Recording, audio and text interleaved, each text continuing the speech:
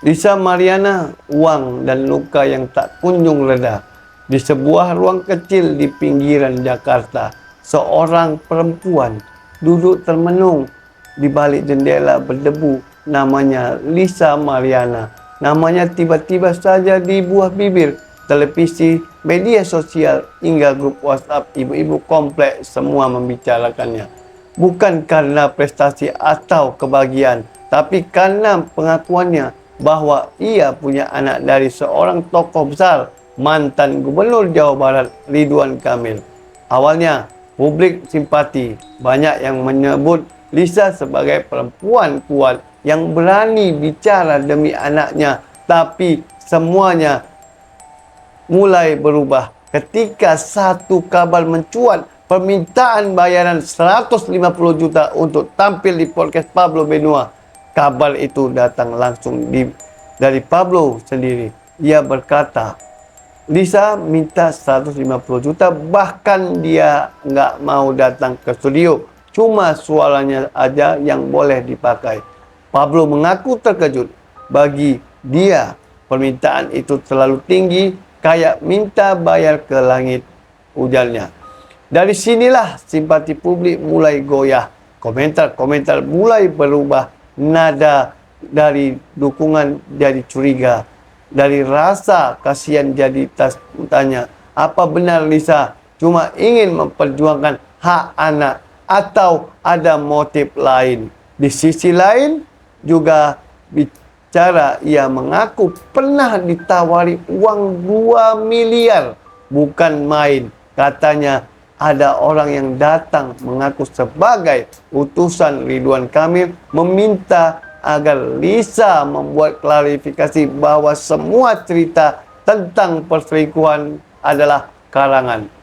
Lisa menolak, saya bukan perempuan yang bisa dibeli, katanya dalam satu wawancara.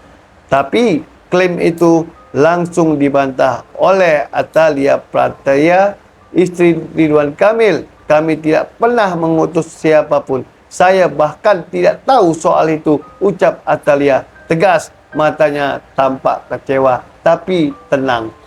Cerita pun semakin rumit. Publik ini terbagi dua. Ada yang masih percaya pada Lisa, menyebut dia korban yang dipojokkan oleh kekuasaan. Tapi ada sedikit pula yang mulai sinis.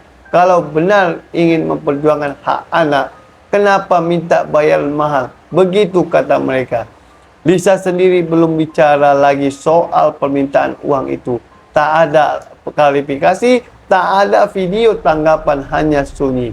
Di balik semua keributan, ada satu hal yang kerap terlupakan. Seorang anak yang tumbuh di tengah badai. Entah siapa ayahnya, entah siapa yang benar. Tapi anak itu menjadi bagian dari polemik dewasa yang penuh drama dan luka.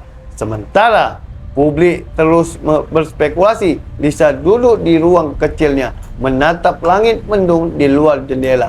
Mungkin ia bertanya dalam hati, kapan semua ini selesai? Karena bagi seorang ibu yang sebenarnya ia butuhkan bukanlah panggung, tapi kejelasan dan kedamaian. Kalau kamu ingin versi ini dibikin dari sudut pandang lain, misalnya dari sisi anak, atau ada karakter pencerita fiksi seperti wartawan senior atau tetangga, boleh banget. Mau dibuat makin dramatis juga. Malam itu hujan turun pelan seperti bisikan langit yang ikut bersedih. Lisa kembali duduk di dekat jendela, satu-satunya tempat di rumah itu yang memberinya ruang untuk bernapas. Di dalam, seorang anak laki-laki berusia sekitar 7 tahun sedang tertidur. Selimutnya setengah tersingkap memperlihatkan boneka beruang usang yang dipeluknya erat. Lisa menatapnya lama. Wajah itu campuran antara ketenangan dan kekhawatiran. Apa kamu akan membenciku nanti, nak? Bisikannya nyaris tak terdengar. Sejak kabar soal uang 150 juta itu mencuat, Lisa dikejar kemana-mana. Telepon genggamnya nyaris tak berhenti berdering. wartawan, konten kreator, bahkan orang-orang yang mengaku penasaran, semua ingin tahu apa benar dia minta uang sebesar itu. Padahal dalam hati Lisa cuma ingin satu hal. Pengakuannya, ia ingin anaknya tak hidup dengan tanda tanpa ayah. Tanya di kepala, ia ingin ada nama di akta lahir, bukan sekedar garis kosong. Tapi dunia tak berjalan semudah ini. Itu suatu siang, seorang perempuan paruh baya datang ke rumah Lisa, namanya Bu Sulastri. Tetangga lamanya, ibunya. Ia datang membawa rantang berisi sayur asam dan tahu bacem. Lisa, kamu kuat, tapi kuat itu bukan berarti harus sendiri, ucap Bu Sulastri sambil mengelus tangan Lisa. Lisa tersenyum tipis. Kadang saya lelah, Bu. Semua orang seperti mau menjatuhkan saya. Mereka pikir saya cari panggung, cari uang, padahal saya cuma ingin anak saya tahu dia berhak hidup tanpa rasa malu. Bu Sulastri menjenguk, mengangguk pelan. Yang penting kamu jujur sama diri sendiri. Sisanya biar Tuhan yang buka jalan. Di luar berita terus berputar. Netizen sibuk debat. Ada yang bilang Lisa pembohong, ada yang percaya dia korban.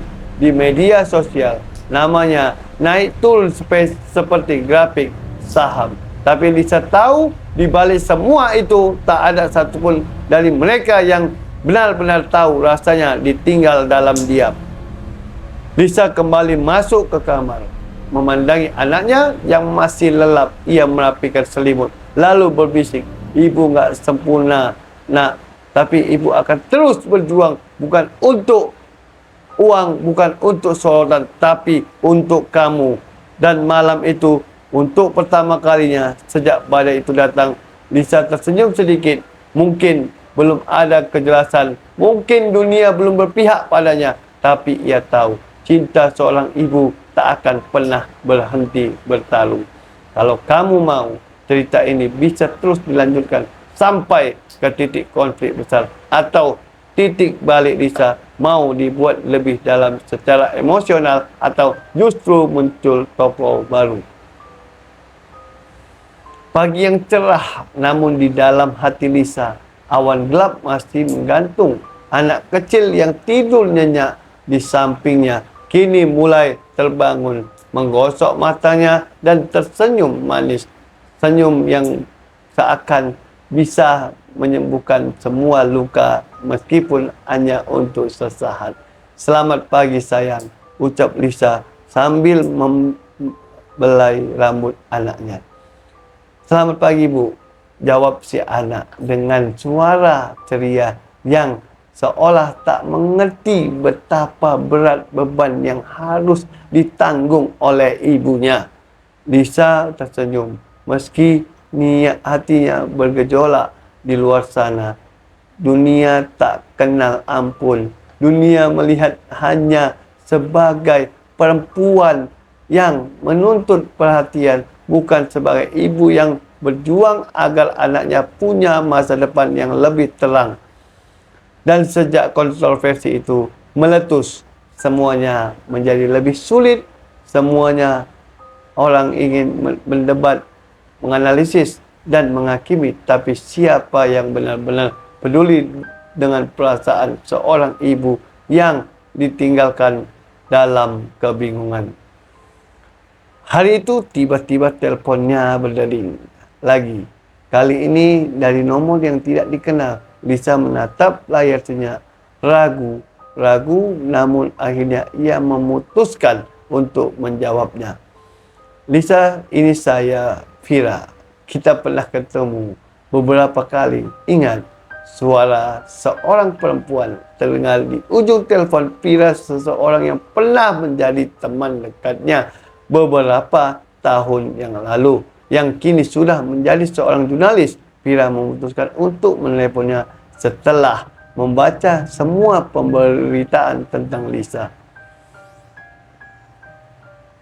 Fira, ya aku ingat, jawab Lisa pelan, tidak tahu apa yang akan dikatakan. Aku mau ngobrol sebentar, Lisa. Aku rasa kamu perlu menceritakan versi kamu. Orang-orang terlalu banyak berspekulasi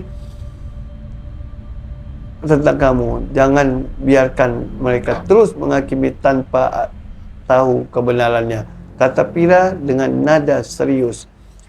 Lisa terdiam sejenak. Dia tahu ini bisa jadi kesempatan untuk menjelaskan, tapi juga bisa memperburuk segalanya. Namun segala berpikir sebentar, ia merasa perlu untuk berbicara, setidaknya untuk anaknya yang mungkin suatu hari akan mendengar segala omongan ini.